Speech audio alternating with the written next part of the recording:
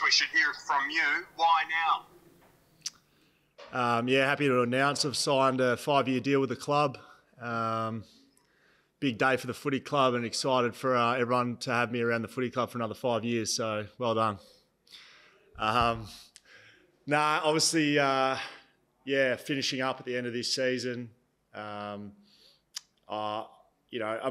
a lot of things, it's probably the journey and the fight. I don't quite have the fight to keep bashing Simo's door down for a game, and that's how footy's been for me a little bit. Is haven't been a mainstay, although I've always tried to play my role. I have been in and out of the team, and I've been able to come to accept that, and that's the way it is. But it does take a toll on myself personally.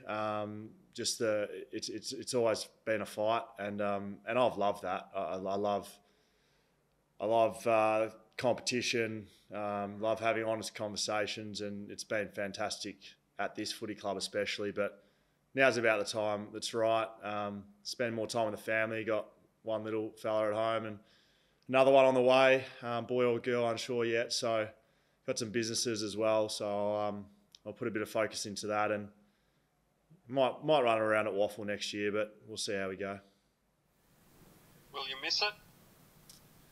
Yeah, definitely. I'll miss the footy club. I think I've definitely always been a player's player, if you can use that term. I do love my footy, but I enjoy the boys more. Never missed a footy trip.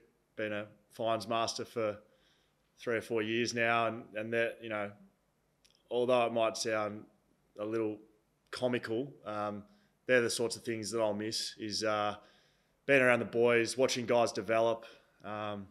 It's been great seeing younger guys, develop with me, and then, some of them go past me. Tom Barrass and Jeremy McGovern are two that spring to mind.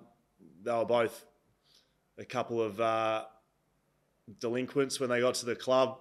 Gov got sent away, we know that story, and Tommy fought pretty hard to get into the team. But to see what they've become as footballers and men,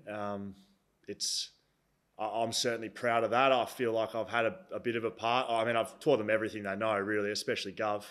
He wouldn't have won the All-Australians without me, if you ask me. It's difficult to take intercept marks when there's no one else holding blokes down. So I was proud to play a part in those All-Australians. But, in all seriousness, they're just great human beings, very good friends of mine. And then you got senior guys at the footy club that you'll miss as well, that I've played a lot of footy with, that, I am stepping away, but I'm not dead, so I'll be around. 194 games. There have been many bad ones? Depends who you ask. There's been good and bad. I think that's a little bit how I look back on my career, is a bit of light and shade. There's been amazing moments. There's been the worst moments. Some of the most difficult in my personal life I've been through. I mean, getting dropped and just before the 2018 final series and losing the 2015 grand final, from a footy's perspective, they were both extremely difficult times. I've had personal adversity while I've been in here, but so does everyone. You see guys come to the footy club and go through life, and that's what's great about footy clubs. But the light side of that is, I've lost a grand final, but I've won one. I've won a wooden spoon, but had the highest degrees of success in the game. And I've never been a All-Australian leadership group guy, but I've been a team player and played my role. And I did get one Brownlow vote, so can't take that off me either. G'day, Will. Congrats on your career. You mentioned you felt like you've been on the fringe for most of it. 194 games is a remarkable number for a player in that situation, don't you think? Yeah, good question. I've never been, you guys have dealt with a lot of you guys individually in the media across the journey, and I've always felt like I've been pretty honest. I don't sugarcoat too much, and I've been a fringe player. 2015, one of my better years only happened because two guys did their ACLs at the start of that year, Mitch Brown, Eric McKenzie. 2018, we know what happened at the end of that, but, that went through because someone came out, and it's been a bit of a pattern over my career. Proud to have chalked out close to 200 games. I've played over 60 games in the waffle as well, so touch wood, I've been relatively durable, played a lot of footy, learned a lot. And as I've got older, as most guys do in the system, you try to impart that knowledge on younger guys, and towards the back end of my career, that's something certainly I've tried to do, and I've drawn just as much happiness as for my own success, but seeing younger guys do well and improve, and like I said, go past me. That's all good. That's how footy clubs work. You don't stay at the top forever. Everything comes to an end, and seeing some of the guys, look at our team now, seeing Jacko Nelson, Liam Duggan, Tom Cole, Josh Rotham, those guys, I'm just as proud, watching them come through as I am of my own career, probably if not more. I'm always been a guy that's just loves seeing guys succeed and win. Got close to 200, but it really doesn't mean one thing to me, that number. I was just happy to be here to begin with and chalked out a few games. Apparently I've played 100 under Simo, so brought up the century last week. And just on that theme of being on the fringe, how is Jeremy McGovern looking for the first final? And if he gets up, are you worried you might be the one to make way? No, I wouldn't use worried. Like I said, it's a team game that I've been involved in this game, and then when I say game, this system for a long time, know that we're gonna play our best team, and if Gov's available, great, and if that means I'm out, so be it. Won't be the worst thing I've been dropped for. Won't be the last time probably either. So we'll see what happens with Gov. I know he's been training. He's looking good, but he won't try and play if he's not ready, and he will if he is. It's sort of just one of those ones. It's like any other week, really. They're not going to take any risks that they can't afford to take. And I've played in the same team as Gov. I remember one game in particular we played pretty well together, so I don't really have any trouble playing with him either. And just when you came in, you kind of caught the very end of a great era, and now you've been part of a premiership with a whole new team. Can I ask you, who's the best player you've played with at the club? Lewis Jetta. Very lucky, got drafted at the end of a premiership in 2006. Midfield of Cousins, Judd, Fletcher, Braun, Cox. Legends of the game. Played with a lot of great backmen, Darren Glass, Bo Waters, Sam Butler. But in my opinion, the things that Jets can do with the footy, what I see him do off the footy field with our Indigenous guys, I just don't think it's been matched across the journey for me. When he first came to the footy club, I still see it now. He's much maligned, sometimes publicly, but internally highly valued. And I don't have to really think twice about who's top of the list. It's Jets. Will, Paddy from Channel 9, mate, congratulations on a wonderful career. In terms of where you're at, was it a pretty easy decision? And in terms of moving on in life, you're, I guess, pretty comfortable with a lot of interests outside of the game as well. Is it going to be a pretty smooth transition, you feel? Good question, Paddy.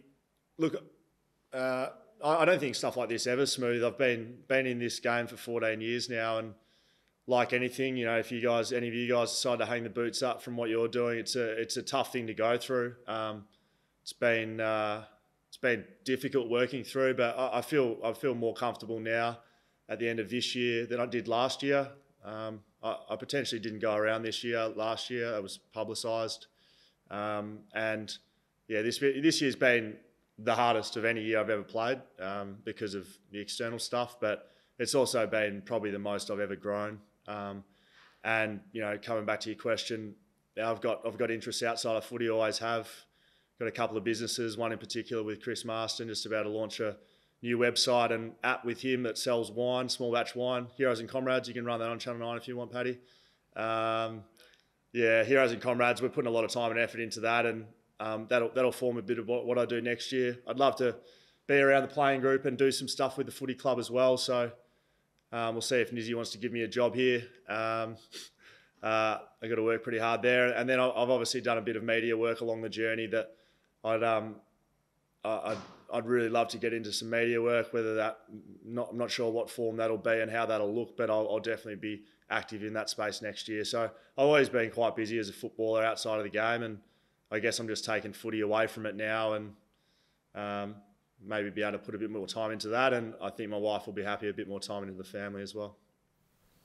Will, the 2018 grand final, obviously brilliant. It was one-on-one contest. It was hard. It wasn't pretty, but you talk about being the team player, the team man. Is that sort of the performance which you feel really, I guess, sort of was your trademark, sort of showcase that to a team? Yeah, it's not a double-edged sword, but obviously incredibly proud of how myself, but the team played in that game. We wouldn't have. We probably weren't the best team on paper that in 2018, but over that final series, we were able to play our roles and do that the best. And we were the best team that year because of that. That's how AFL footy works. So I look back on that game from a personal perspective, and yeah, it was a trademark game for me. That's probably, especially towards my back end, that's what I've been known for, or what I've tried to do is win contests and compete. And grand finals, but finals in general, they're contested based. That's how footy's always played. It'll be the same this year. It'll be the same long after I'm gone. That contested footy is a big part of finals footy. So I've been lucky enough to play a lot of finals in my time, and that game in particular, yeah, it was great. But I'd like to think that was a body of hard work that went into that, and it was a great game. But I think it was perhaps reward for hard work over the journey.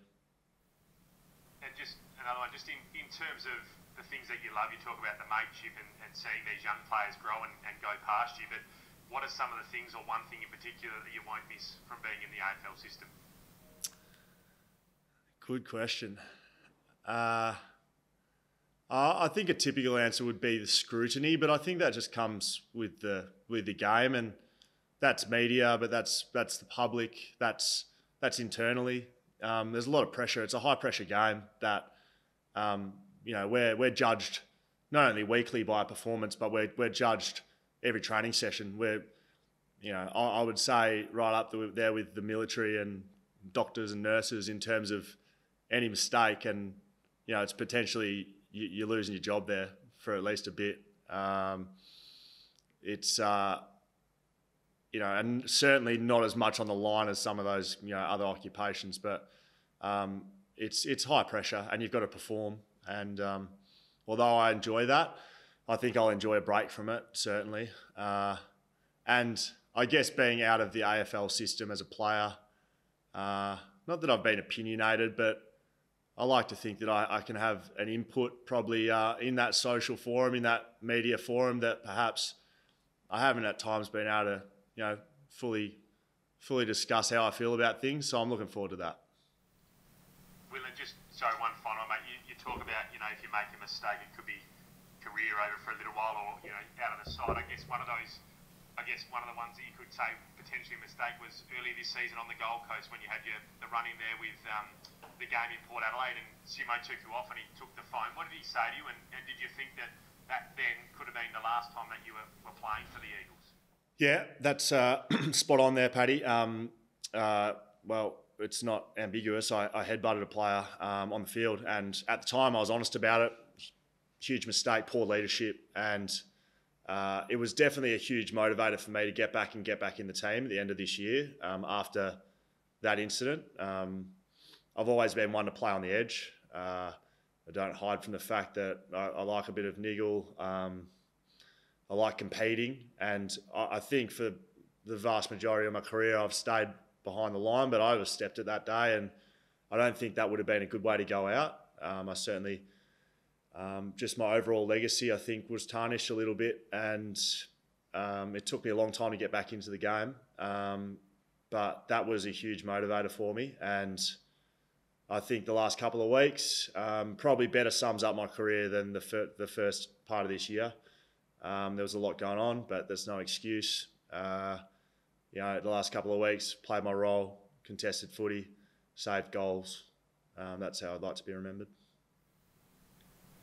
Will, just on the 2018 grand final, there's a good little anecdote I think you've told before. At the end of the match, before Dom Sheed kicked the goal, I think you said you ran off your opponent and charged down the ground and decided, it was your moment to maybe make a bit of a hero of yourself. Can you remember that, and can you just sort of explain that a little bit? Yeah, I can remember that. Well, it was late in the grand final. Like, we can't remember if we had the cards back then with the holding the boards up, but I knew there wasn't long left, and we had some. The ball was bouncing around in our back line. We were down by 4 points or something like that, and I felt like I needed to take it upon myself as the fullback of the team, who's never left the back 50 in about 4 years, to run down the centre of the MCG and go and kick a goal for the team. So we took a mark and I took off down the middle. We started moving it down the outside of the ground, and I was in the middle by myself. If you said there's footage of it, and I'm not lying, I was 40 metres in the clear of anyone. And if you take that mark, someone will roll inside, kick it to me. I'll run down the ground, take 10 bounces, balk a couple, and kick a goal, cover myself in glory, jump in the stands. Meanwhile, we lost that contest, and very dangerous player in Jordan De Goey was standing in the goal square by himself at the other end because I was 100 metres from him. And that started the moment, because Gov, they call it the moment, Gov can at times be lazy, and he was just lurking around and ended up standing in front of Jordan and took that great mark, wheeled and kicked it to Vards, who closed his eyes and kicked it to flying Ryan.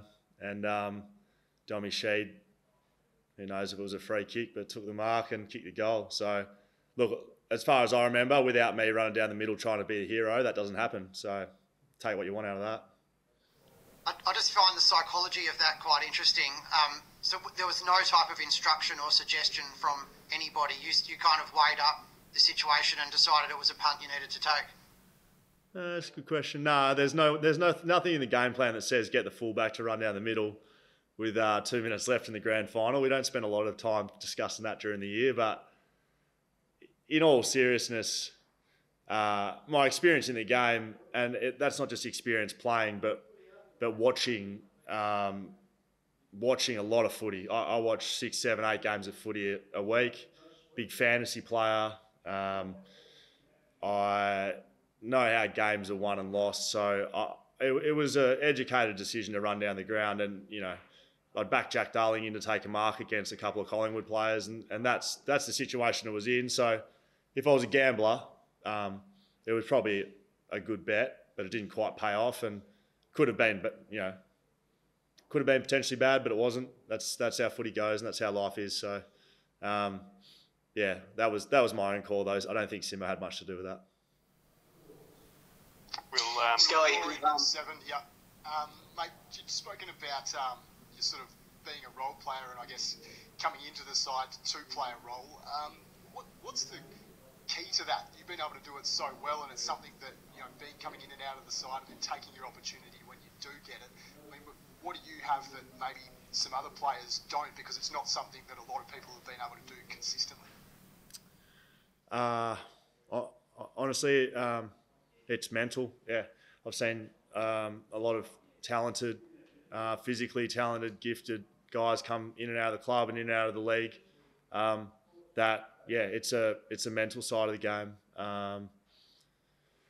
And that's not, blowing smoke up me and saying that I'm the mentally strongest bloke running around, but that's how you perform. It's any good play. Our great players, they're not great players because of their physical attributes. They're great players because they're mentally able to prepare and mentally able to execute on game day. And I haven't always been a consistent player, but I think towards especially the back half of my career, I've been a consistent player, and it's not rocket science. It's preparation, and then just being mentally strong enough to execute on game day.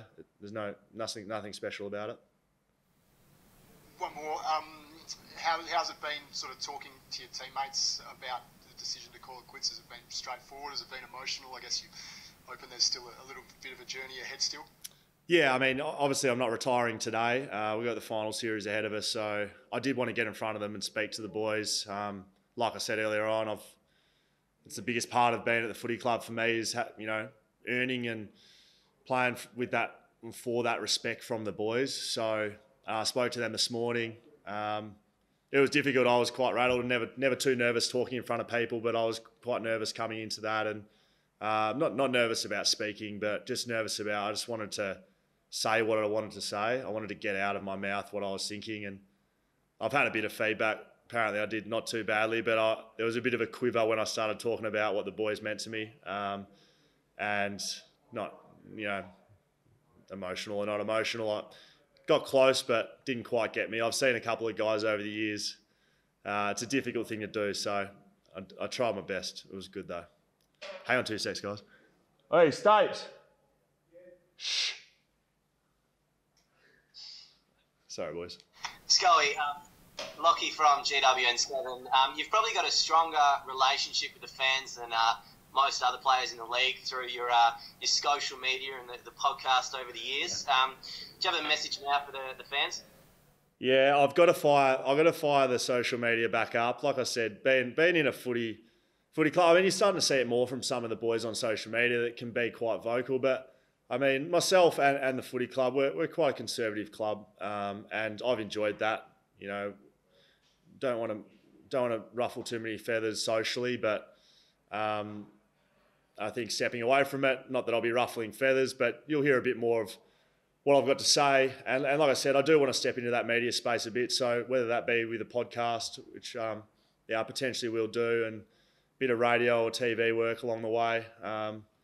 I feel like I've got a decent footy brain. I've experienced probably almost everything that can be experienced at AFL level. Won a wooden spoon, lost a grand final, 1-1, been a late draftee, dropped, injured, whatever. So I'd like to be able to impart that knowledge publicly, but we'll see how that goes. So you're sick of knocking down the door on Simo's office, Will. How many games do you have left in you?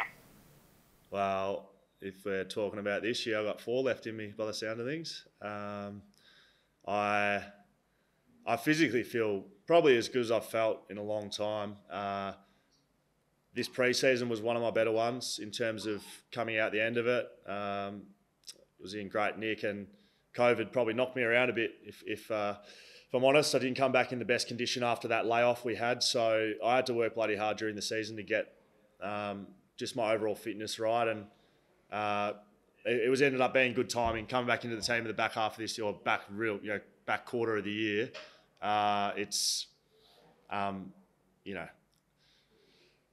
From a physical standpoint, I feel great. So we got 4 games left this year that hopefully I'll be up for selection every week, and then like I said, I'll probably play footy next year somewhere. I'm not walking away from the game physically. I love competing. I love winning. I love competing to win. So we'll probably look at playing footy somewhere else and just probably stepping away from the pressure cooker that AFL is at the moment. Thanks, mate. Will, would you have a message to your younger self with the experience and wisdom you've gained from your career? Ooh, it's a long time ago, my younger self.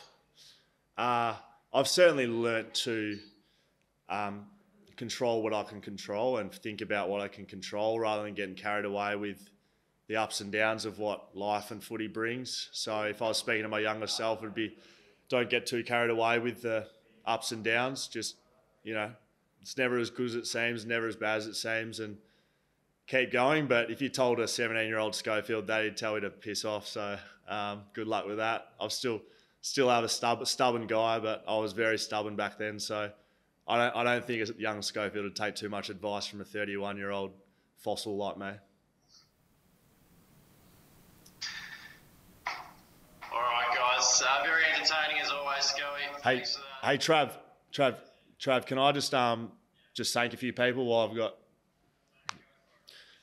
got just at the back end, my wife Alex and little boy Nash. that's a big reason why I finished up is one, to spend time with them, but being an AFL player is a grind and it's hard work, but it's a very selfish job. You got to put yourself first a lot, and my wife copped a lot from me over the years, so I think she's been proud, but she'll also be very happy if you hang the boots up. So just wanted to publicly thank Alex. Love her very much. The footy club, Trevor Nisbet, starts at the top. He's a player's CEO that breeds success. That's what I was brought into as a 17-year-old, and it's still preached today, and that flows right down through our coaches. I've had fantastic coaches over the journey. John Worsfold, Adam Simpson. Currently, a lot of great line coaches, Tony McHale, Daniel Metropolis, David Teague, Adrian Hickmott, Daniel Pratt, Jamie Graham, all backline coaches, and a few senior coaches in there as well. So I've just had great support from coaching staff, medical staff, and I'm just incredibly lucky to be drafted to a footy club like West Coast that, success is a big part of it, but our footy club really cares about their players, and a lot of decisions are made from the top of our footy club that really focus on benefiting players, and I'm just extremely lucky to have played here for my whole career and been a one-club player. And probably the fans. I've had lots of interactions over the years, and I can easily say that West Coast are the loudest fans in the league. We haven't had a 100,000 seat stadium like the MCG is, but the loudest, passionate, and we've really missed them this year. So to be able to represent them and play in front of them for my whole career, I appreciate the support and the care they've given me, and hopefully we can bring one home for them this year. And thanks to the media, keeping me honest. Good job, guys.